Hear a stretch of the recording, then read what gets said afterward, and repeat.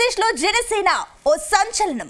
గత అసెంబ్లీ ఎన్నికల్లో 100% స్ట్రైక్ రేట్తో ఎమ్మెల్యేలు గెలుపొందారు. దాంతో పవన్ కళ్యాణ్ ఇప్పుడు రూట్ మార్చారా? వచ్చే ఎన్నికల కోసం ఇప్పటి నుంచే సర్వే మొదలు పెట్టారా? ఇంతకీ సర్వే ద్వారా పవన్ ఏం తెలుసుకుంటున్నారు?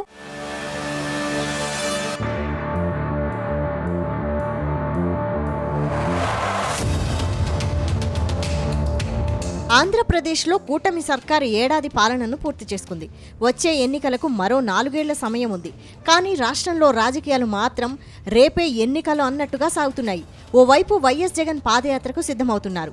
త్వరలోనే రాష్ట్రం అంతటా తిరిగేందుకు ప్లాన్ చేస్తున్నారు. మరోవైపు అన్నకు పోటీగా వైఎస్ షర్మిల కూడా పాదయాత్ర చేసేందుకు రెడీ అవుతున్నారు.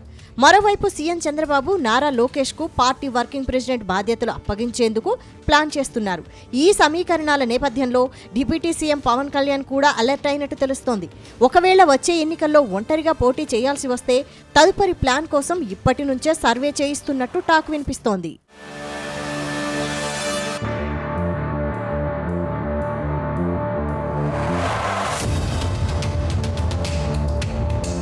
ప్రస్తుతం ఆంధ్రప్రదేశ్లో జనసేన పార్టీకి 21 మంది ఎమ్మెల్యేలు, 2 ఎంపీలు ఉన్నారు.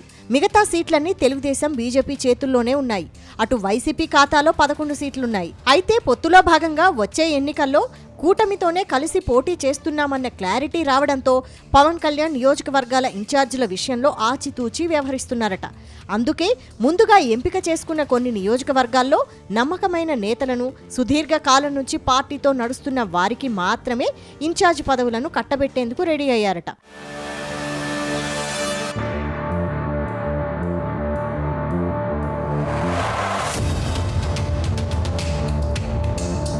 నూట 75 నియోజకవర్గాల్లో ఇన్ఛార్జీలను నియమిస్తూనే మిత్రపక్షాలకు ఇబ్బందులు రాకుండా ప్రయత్నిస్తున్నారనే టాక్ వినిపిస్తోంది. అంతేకాదు వచ్చే ఎన్నికల్లోపు రాష్ట్రంలో అసెంబ్లీ స్థానాలు పెరిగితే తాను తీసుకోవాల్సిన స్థానాలపై కూడా అంచనా రావడానికి ఒక సర్వే చేయించాలని కూడా పవన్ కళ్యాణ్ సిద్ధమవుతున్నారని సమాచారం.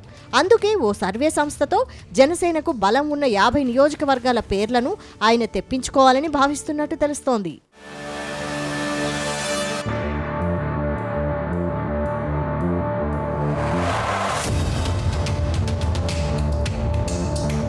మొత్తం మీద ఢిల్లీకి చెందిన సంస్థకు ఈ బాధ్యతలను అప్పగించాలని పవన్ కళ్యాణ్ నిర్ణయించినట్టు తెలుస్తోంది. సర్వేలో వచ్చిన స్థానాలను అడిగి తీసుకునేందుకు ఆయన సిద్ధమయ్యారట. ఆ సర్వే రిపోర్టు వచ్చాక ఆ స్థానాల్లో ఇన్ఛార్జీలు లేకపోతే అప్పుడు అక్కడ నమ్మకమైన వారిని నియమించే ఆలోచన చేస్తున్నారట. ఆ సమయంలోనే అక్కడ కొత్త నేతలకు ఇన్ఛార్జీలుగా నియమించే అవకాశం ఉందని చెబుతున్నారు. ప్రస్తుతం 50 నుంచి 60 బలమైన అసెంబ్లీ స్థానాలతో పాటు 5 పార్లమెంటు స్థానాల పేర్లను కూడా తనకు సర్వే చేసి ఇవ్వాలని సదరు సంస్థకు బాధ్యతలు అప్పగించినట్లు తెలుస్తోంది.